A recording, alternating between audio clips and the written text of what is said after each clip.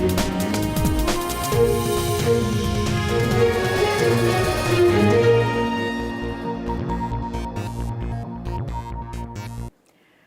and welcome to Rajya Sabha TV. I'm Tina Jha with News Tonight, where we get you the day's biggest news stories from across the country and the world. The top story tonight, Prime Minister Narendra Modi interacted with the chief ministers and lieutenant governors of 21 states and union territories on Tuesday via video conferencing. This was his first interaction with the chief ministers since Unlock 1 began on the 1st of June. The Prime Minister and the Chief Ministers discussed ways to check the spread of COVID-19 and also boost the Indian economy. Prime Minister Narendra Modi reiterated the importance of wearing face masks, social distancing, hand washing and the use of sanitizers in order to curb the spread of novel coronavirus. He said that with markets opening and people stepping out, these precautions are even more crucial. The Prime Minister said that the more we stop the spread of the virus, the more the economy will open up and so will new employment opportunities be created. थोड़ी सी भी लापरवाही, थोड़ी सी भी ढिलाई, अनुशासन में कमी corona के खिलाफ हम सभी की लड़ाई को कमजोर करेगा और इतने दिनों की जो तपस्या है उस पर पानी फिर जाएगा। हमें इस बात का हमेशा ध्यान रखना है कि हम कोरोना को जितना रोक पाएंगे, उसका बढ़ना जितना रोक पाएंगे, उतना ही हमारी अर्थव्यवस्था खुलेगी। The Prime Minister said that everyone will have to work together to ensure that all schemes initiated under the Atmanirbhar Bharat mission are implemented on the ground. He said the government is taking measures to speed up growth of businesses in the country. साथियों, हमारे यहाँ जो smaller factories हैं, उन्हें guidance की, hand holding की बड़ी जरूरत है। मुझे पता है आपके नेतृत्व में इस दिशा में काफी काम हो रहा है। ट्रेड और इंडस्ट्री अपनी पुरानी रफ्तार पकड़ सकें, इसके लिए वैल्यू चेंज पर भी हमें मिलकर काम करना होगा। Prime Minister Modi also asserted that the recent reforms for marketing of farm produce will enhance farmers' income and provide them with new opportunities. हाल में जो रिफॉर्म्स किए गए हैं, उससे भी किसानों को बहुत लाभ होगा। इससे किसानों को अपनी उपज बेचने के लिए नए विकल्प उपलब्ध होंगे, उनकी आय बढ़ेगी और खराब मौसम के कारण, स्टोरेज के अभाव के कारण उनको जो नुकसान होता था, उसे भी हम कम कर पाएंगे। जब किसान की आय बढ़ेगी, तो निश्चित रूप से डिमांड भी बढ़ेगी और राज्य की अर्थव्यवस्था की गति भी बढ़ेगी। The Prime Minister also said that India's fight will be remembered for how everyone worked together and served as a perfect example of cooperative federalism. दुनिया के बड़े-बड़े एक्सपर्ट्स, हेल्थ के जानकार, लॉकडाउन और भारत के लोगों द्वारा दिखाए गए अनुशासन की आज भारी चर्चा हो रही है। आज भारत में रिकवरी रेट 50% से ऊपर चला गया है। आज भारत दुनिया के उन देशों में अग्रणी है जहां कोरोना संक्रमित मरीजों का जीवन बच रहा है। In the meeting on Tuesday, Prime Minister Modi interacted with chief ministers and lieutenant governors of 21 states and union territories. These included Punjab, Assam, Kerala, Uttarakhand, Jharkhand, Chhattisgarh, Chandigarh, Goa, the northeastern states, Ladakh, Himachal Pradesh, Andaman and Nicobar Islands, among others. On Wednesday, Prime Minister Modi will hold another round of meeting with chief ministers and lieutenant governors of 15 states and union territories. This was Prime Minister Modi's 6th meeting with the chief minister since the beginning of the lockdown. During the meeting, states and union territories also put forth their suggestions to deal with the coronavirus pandemic. Bureau Report, Rajya Sabha TV. And let's now take a look at the coronavirus updates from across various states from the country. Lakshadweep has reported no COVID-19 case till date. As of today, the total confirmed cases in these 21 states and union territories are 19,741. This is just 5.75% of all the confirmed cases in India. Till May 31st, the number of cases in these states stood at 7,616. During Unlock 1, an increase of 12,215 cases or 160% happened. 7 out of 21 states and union territories have over 1,000 confirmed COVID-19 cases. Let's now take a look at the worst affected states out of these 7. Assam has recorded 4,158 confirmed cases. 8 people have died, while 2,166 people have been discharged. The state has a recovery rate of 52.09%. Punjab has seen 3,267 total confirmed cases till now, with 71 deaths and 2,443 people cured. The state has a high recovery rate of 74.78%. Kerala has 2,543 confirmed cases of COVID-19 till date, with 20 deaths and 1,175 people cured. Kerala has a recovery rate of 46.21%. Uttarakhand has recorded 1,845 total confirmed cases till now. The state has seen 24 deaths with 1,189 recoveries at a rate of 64.64%. Till today, Jharkhand has seen 1,763 confirmed cases of COVID-19 with 8 deaths and 905 recoveries at a rate of 51.33%. And let's now tell you about the coronavirus situation in the country. With 10,667 fresh cases reported in the last 24 hours, the COVID-19 infections in India rose to 3.43 lakh on Tuesday. This includes 9,900 deaths and 1.8 lakh recoveries. The recovery rate has risen to 52.47%, which indicates that more than half of positive cases have recovered from the disease. Currently, 1.53 lakh active cases are under medical supervision. According to independent experts, while the total cases are on a rise, India is reporting strong recovery. Active cases are growing at a rate of 1.8%. That means that total cases are doubling every 20 days. Testing for coronavirus is continuously being ramped up. The country now has the capacity to test 3 lakh samples per day. The total number of samples tested so far is over 59 lakh, including 1.54 lakh samples tested in the last 24 hours. A network of 907 labs has been created for testing that includes 659 labs in the government sector and 248 labs in the private sector. Maharashtra recorded 2,786 coronavirus cases in the last 24 hours, taking the total count to 1,10,744. The death toll in the state mounted to 4,128. Over 1,800 people tested positive for the novel coronavirus in Tamil Nadu on Monday. The total number of patients in the state stood at 46,504. In view of increasing infections in Chennai and neighbouring districts, the Tamil Nadu government has announced a complete lockdown from 19th of June to 30th of June. The lockdown will also be enforced in Kanchipuram, Tiruvallur and Chengalpet districts. Delhi's COVID-19 cases crossed 42,000 on Monday. At least 1,647 people were found to have contracted the novel coronavirus in the last 24 hours. The fatalities from the infection increased to 1,400 in the capital. After reporting a steep rise in cases in the last 2 weeks, the Odisha government will conduct door-to-door surveillance to identify coronavirus infections.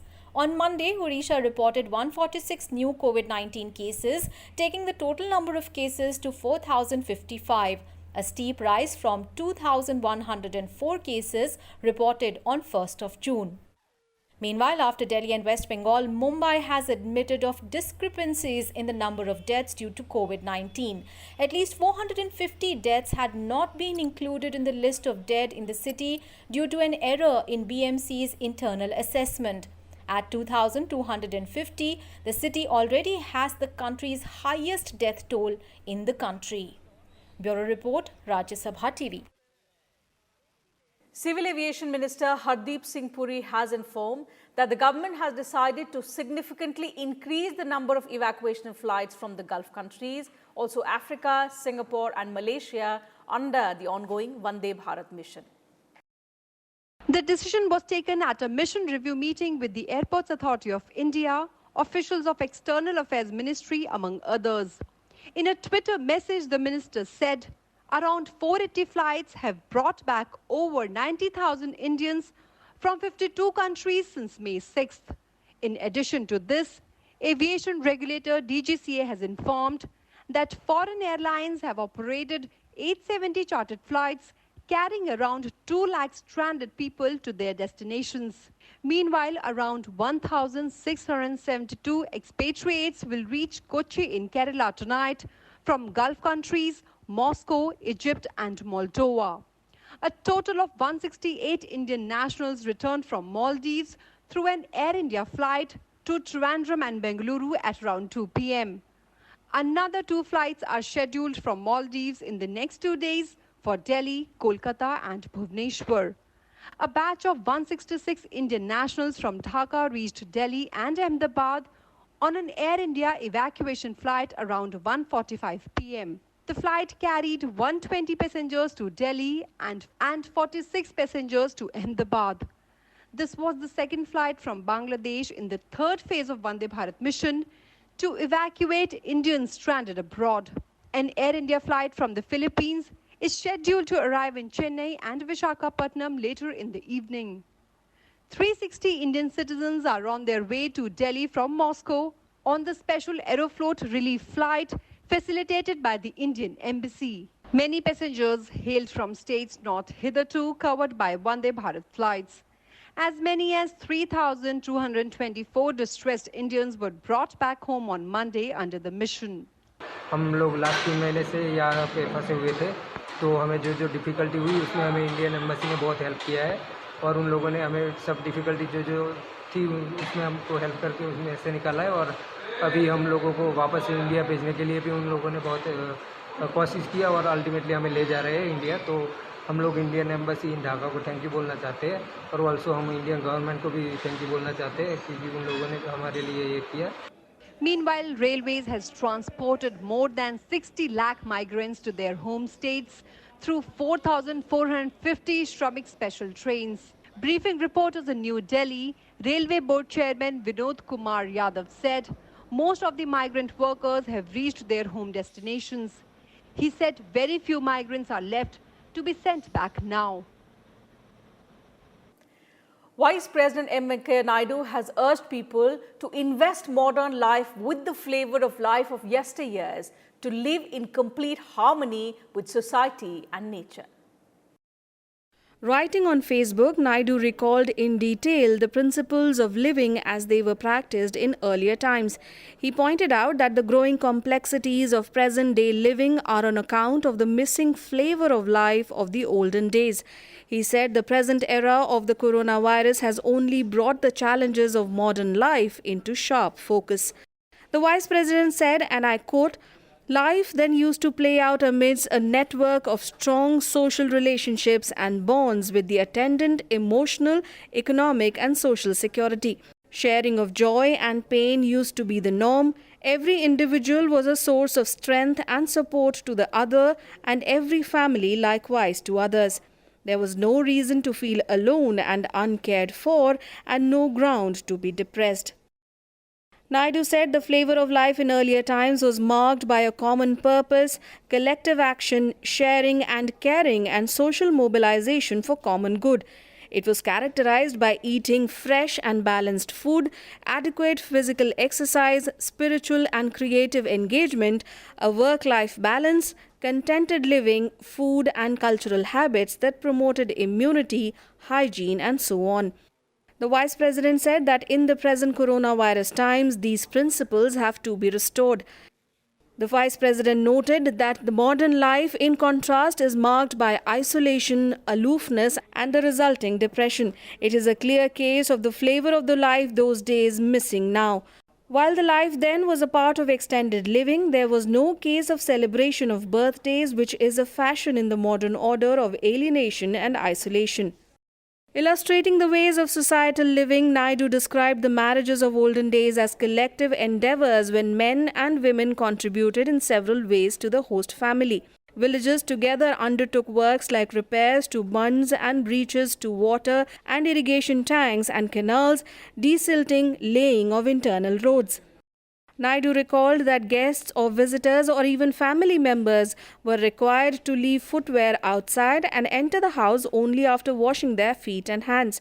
These, he said, were part of the various cultural practices that were aimed at checking infections and contagious diseases. The Vice President said hygiene, eating right food, regular exercise, boosting immunity, social distancing, beating depression, spiritual solace, living connected, all this is a part of the lexicon that gained wide popularity during the corona times. This is not a new discovery. In fact, it is more a missing link in the so-called modern life and was the flavor of life in olden times. Naidu called for a balanced living in harmony with the nature, avoiding excesses of all kinds for a better tomorrow.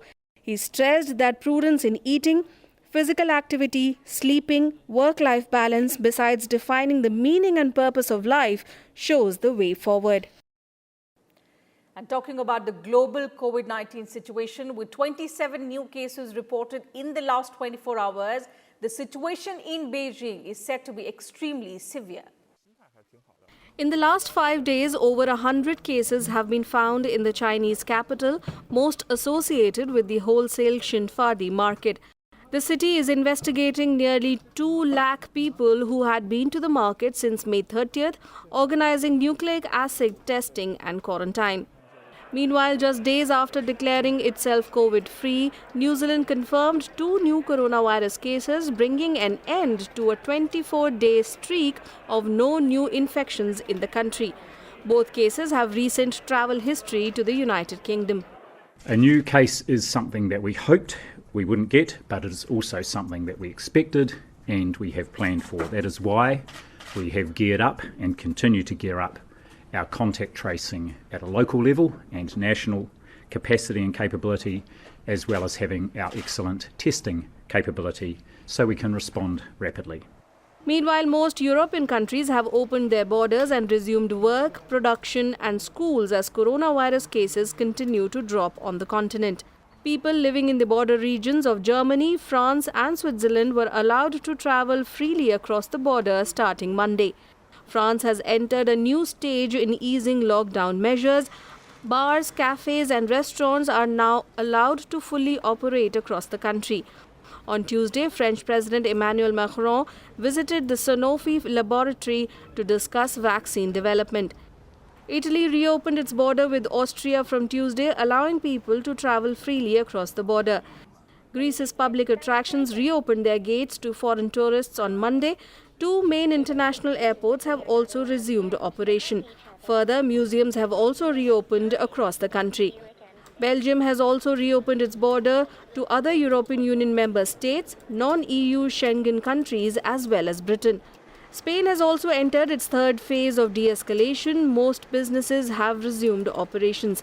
Spain is due to reopen its border to most European visitors from June 21st. Russia is allowing reopening of museums, libraries and zoos in the country from Tuesday.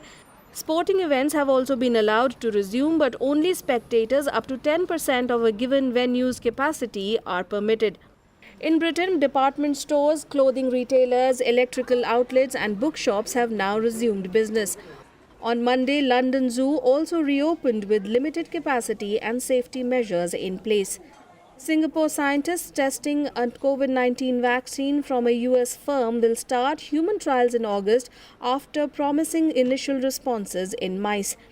More than 100 vaccines are being developed globally, with several already in human trial stage, to try and control a disease that has infected more than 8.1 million people and killed over 439,000 worldwide. And in the other big story of the day, tensions between India and China have escalated following the death of an Indian army officer and 2 soldiers in a violent clash with Chinese troops in the Galwan Valley in eastern Ladakh. The face-off between both sides took place on Monday night, the first such incident involving fatalities after a gap of 45 years. In a statement, the army said it lost an officer and 2 soldiers during the violent clashes, while there were casualties on the Chinese side as well. Defence Minister Rajnath Singh briefed Prime Minister Narendra Modi about the incident as well as the overall situation in eastern Ladakh after he held a high-level meeting with External Affairs Minister S. Jaishankar, Chief of Defence Staff General Bipin Rawat and the 3 service chiefs. According to news reports, the 2 armies are now engaging in major general-level talks at the site of the clash to defuse the situation. In view of the escalating border tensions in eastern Ladakh, Army Chief General Narvane cancelled a scheduled visit to Pathankot. For the last 5 weeks, a large number of Indian and Chinese troops have been engaged in an eyeball-to-eyeball situation in the Galwan Valley and also other areas of eastern Ladakh. India has been fiercely objecting to the transgressions by the Chinese army and demanded their immediate withdrawal for restoration of peace and tranquility in the area. Both sides held a series of talks in the last few days to resolve the issue. On the 6th of June, Lieutenant General Harinder Singh, the General Officer commanding of the Leh-based 14 Corps and Commander of the Tibet Military District Major General Liu Lin, held a nearly 7-hour meeting, which was then followed by 2 rounds of major general level talks. India has been pitching for restoration of status quo and immediate withdrawal of thousands of Chinese troops from the area, which India considers on its side of the line of actual control. On Saturday, Army Chief General Narvane had said both sides are disengaging in a phased manner. The India-China border dispute covers the 3,488-kilometer long line of actual control. China claims Arunachal Pradesh as part of southern Tibet, while India contests it. Both sides have been asserting that pending the final resolution of the boundary issue, it is necessary to maintain peace and tranquility in the border areas. In a statement released by the Ministry of External Affairs, the violent face-off happened as a result of an attempt by the Chinese side to unilaterally change the status quo. India maintains that all its activities in eastern Ladakh are within the line of actual control and expects the same from the Chinese side. India is also firmly convinced of the need for maintenance of peace and tranquility in border areas and resolution of differences between both sides through dialogue. In some other news, the government is planning to unveil a national fisheries policy for the holistic development of the sector. In an exclusive interview to Rajya Sabha TV, the Minister for Fisheries, Animal Husbandry and Dairy, Giriraj Singh, said the policy will focus on bringing new technology to increase incomes of fishermen. Minister for Fisheries, Animal Husbandry and Dairying Giriraj Singh says an integrated national fisheries policy will better serve public interest rather than individual sub-sector-wise policies. मैं बार-बार कहता हूं कि देश के अंदर किसानों के साथ जब तक agriculture with live stock and fishery नहीं जुड़ता तो किसानों की आर्थिक स्थिति की बदहाली का चेहरा बनाने में ये सहायक होगा, बदहाली से निकाल के खुशहाली की ओर. Singh also expressed confidence that the Pradhan Mantri Matsya Sampada Yojana will increase fish production to 220 lakh metric tons by 2024-25 from 137.58 lakh metric tons in 2018-19 at an average annual growth rate of about 9%. हमने blue revolution लाया मोदी जी के नेतृत्व में, जिसके कारण हम 7.7 पर गए और अभी हम 10 मिलियन टन से यानी 100 लाख टन से हम 150 लाख पर 19-20 तक आंकड़े हमारे पहुंच जाएंगे. जो अब आएगा हम उसे बढ़ा करके 22 और 24 मिलियन पर ले जाएंगे। Singh said that the government has taken several initiatives to harness the potential of the fisheries sector towards ushering the blue revolution as envisioned by the Prime Minister. This is Kriti Mishra's report for Rajya Sabha TV. The budget session of the Andhra Pradesh Assembly began in Amravati on Tuesday. For the first time, Governor Bishwabhushan Harichandran addressed both the houses, the Assembly and the Council through video conferencing. This is the first state legislature in the country to hold its session under the shadow of the COVID-19 pandemic.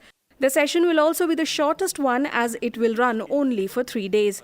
On the second day, on June 17th, a motion of thanks will be presented on the Governor's address and will be discussed, while the budget will be presented to the Legislative Council on 18th June.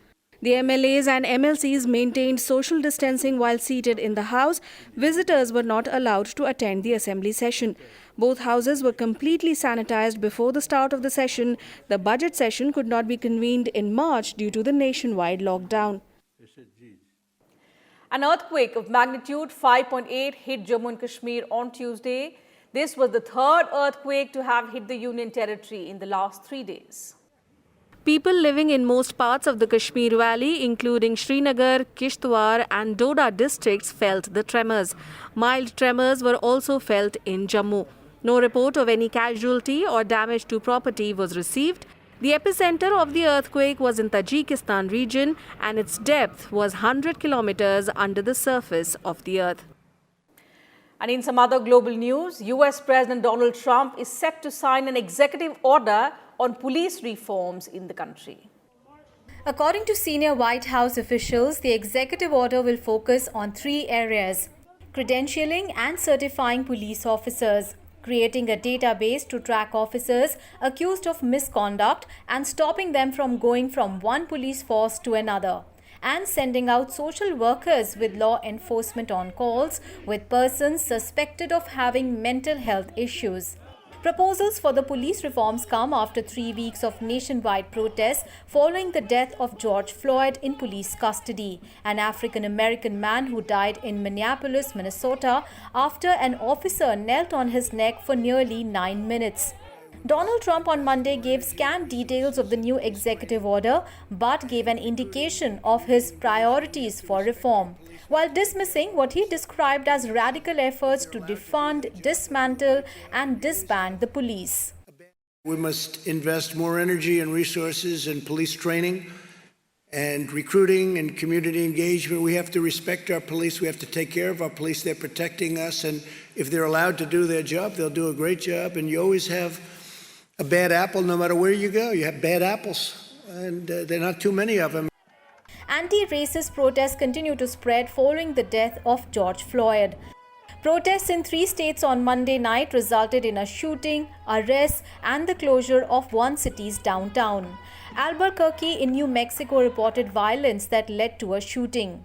In Tennessee, 21 protesters were detained after they refused to vacate the Capitol grounds.